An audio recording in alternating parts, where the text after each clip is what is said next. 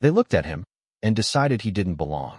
They asked him to move, quietly, publicly, humiliatingly. Passengers watched as his dignity was tested at 35,000 feet. He stayed calm. He stayed silent. Because if they knew who he really was, this flight would never leave the ground. This can't be right. The words barely left Marcus Reynolds' lips, but the tension around him made them feel loud. The flight attendant stood over him in the narrow aisle, arms crossed tightly against her chest, her expression firm and unyielding. Her shadow fell across his tablet, blocking the numbers he had been reviewing just seconds earlier. Marcus was seated in business class, seat 3A. The leather seat was wide, the legroom generous, the screen in front of him glowing softly. He wore a tailored navy suit that fit him perfectly, a crisp white shirt, and a simple silver watch on his wrist. His tablet displayed quarterly revenue charts, figures he knew by heart. To anyone paying attention, he looked exactly like what he was, a seasoned executive. Calm, focused, confident. But the attendant didn't see any of that. "Sir," she said sharply, her voice carrying just enough volume to draw attention, "you need to move to economy. There's been a mistake." Marcus blinked, genuinely confused. He looked down, then calmly reached into his jacket pocket and pulled out his boarding pass. "I paid for this seat," he said evenly. "Here's my boarding pass." She barely glanced at it. Her eyes flicked down for less than a second before returning to his face, already decided. "We'll sort it out later," she replied, her tone clipped. "Please gather your things." A quiet ripple moved through the cabin. Passengers nearby shifted in their seats. Someone leaned forward to see better. Another whispered something under their breath. The soft hum of the plane suddenly felt louder. Marcus noticed it all. He noticed how no one had checked the seat number carefully. He noticed how her voice had no warmth. He noticed how quickly assumptions were made. Still, he didn't raise his voice. He didn't argue. He didn't embarrass her. He simply asked one question. "Can you tell me what the mistake is?" The attendant paused, just for a moment. Her lips pressed together, and her eyes darted briefly toward the aisle, as if searching for support. Then she said something that made the air feel heavier, thicker, harder to breathe. "Sir," she said slowly, "you don't appear to be assigned here." The words hung between them. A man across the aisle frowned. A woman 2 rows back sat up straighter. Phones shifted in hands. And just like that, the tone of the flight changed. What had been a simple seating issue now felt like something much bigger, something uncomfortable, unspoken, and impossible to ignore. Another crew member arrived. Then another. They formed a small cluster in the aisle, speaking in hushed voices just loud enough for Marcus to hear fragments. "Seat assignment, policy, we can't delay." Their eyes kept drifting back to him, not with curiosity, but with irritation. Like he was a problem to be solved, not a paying customer deserving respect. Marcus sat still. Across the aisle, a white passenger, who Marcus clearly remembered boarding after him, was settling comfortably into his seat. A flight attendant leaned toward the man with a warm smile. "Champagne or orange juice, sir?" she asked cheerfully. Marcus watched as the glass was poured, as laughter followed, as ease filled that side of the aisle. The contrast was impossible to ignore. Marcus noticed everything. He noticed how his simple questions were brushed aside. He noticed how his calm tone was interpreted as compliance. He noticed how no one said the word sorry. Minutes passed. The whispers continued. Finally, one attendant turned to him, her voice firm and edged with impatience. "Sir, if you don't comply, we may have to escalate this." Escalate. The word echoed in Marcus's mind. Escalate. Over a seat he paid for. Escalate.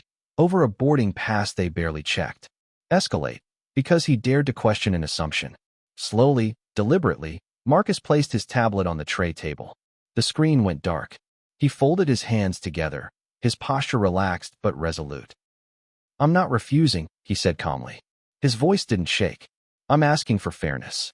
No one responded. The cabin fell into an uncomfortable silence, broken only by the soft whir of the air system. The lead attendant let out a dramatic sigh, as if she were the one inconvenienced, then turned and walked toward the cockpit without another word. Passengers shifted in their seats. Some stared straight ahead, pretending nothing was happening. Others leaned into the aisle, curiosity battling discomfort.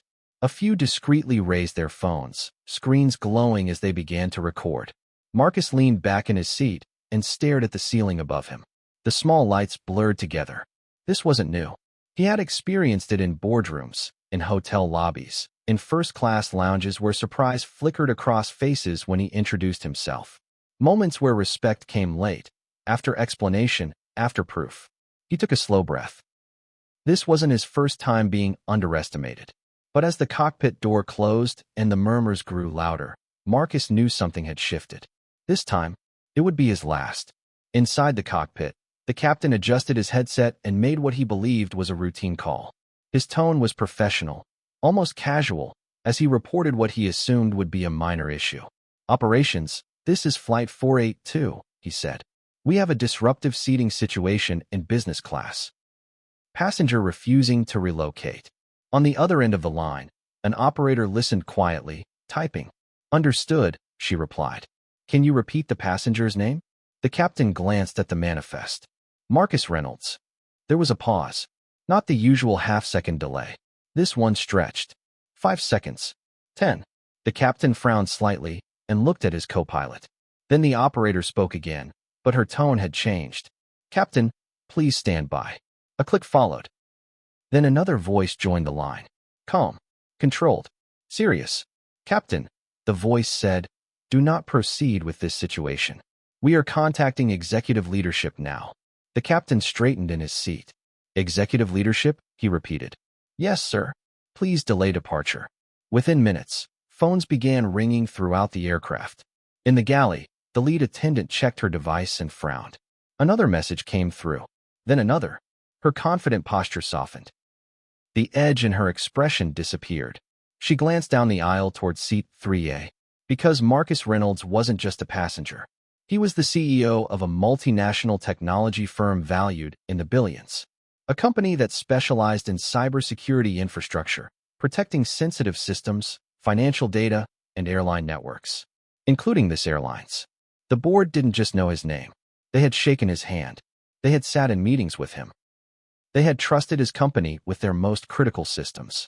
Back in the cockpit, the captain received a final instruction. His voice dropped when he repeated it to the co-pilot. "We are delaying departure." A moment later, the message everyone would remember came through the internal channel. "Relieve the current cabin crew from service immediately." The captain exhaled slowly. In the cabin, the lead attendant froze as her phone vibrated again.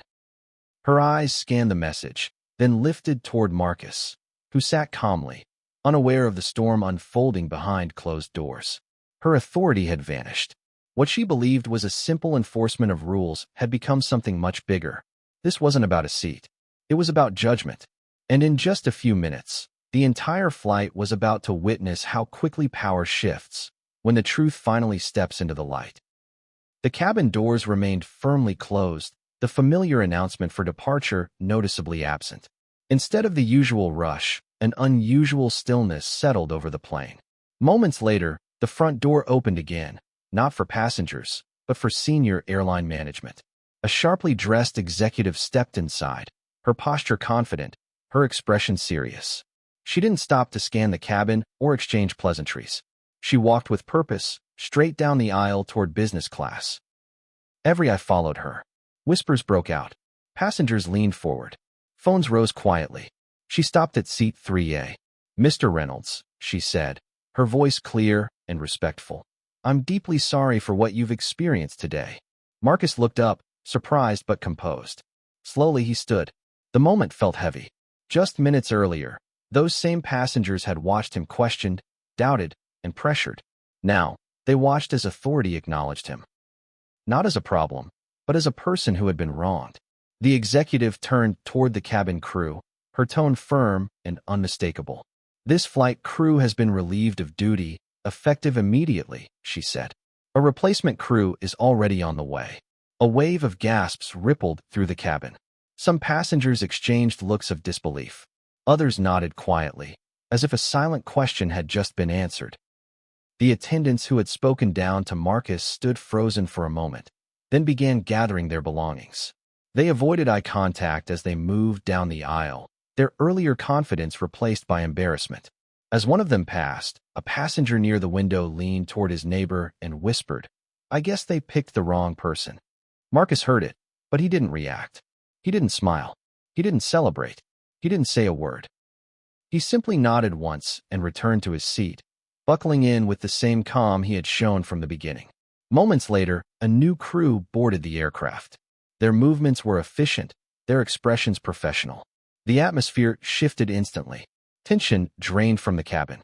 The new lead attendant approached Marcus, stopping respectfully beside his seat. "Mr. Reynolds," she said warmly, "your seat is ready. May I offer you anything before takeoff?" Marcus glanced around the cabin. At the passengers, at the aisle, at the space where judgment had turned into accountability. "Just one thing," he said gently. "Let's make sure this doesn't happen to anyone else."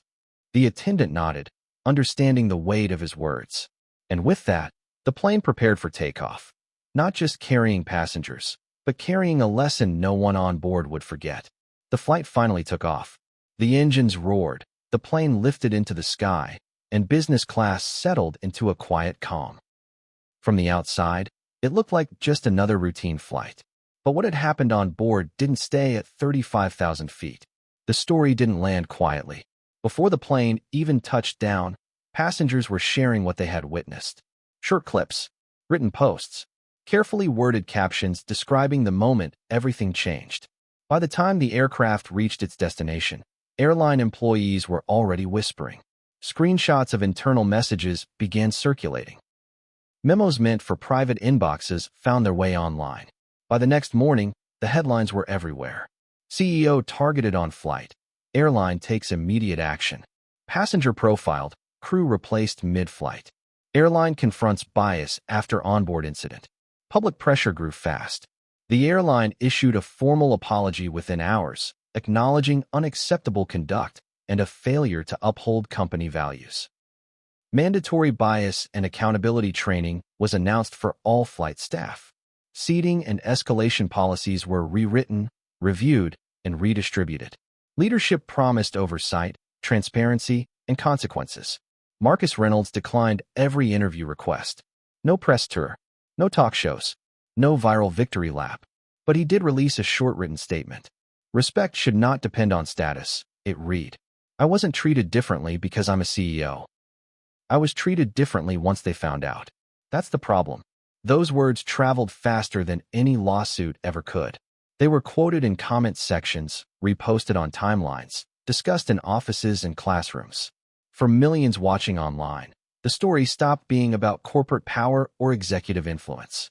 It became about dignity, about how many people never get apologies, about how many never see accountability, about how often fairness arrives late, if it arrives at all. Marcus never asked for special treatment.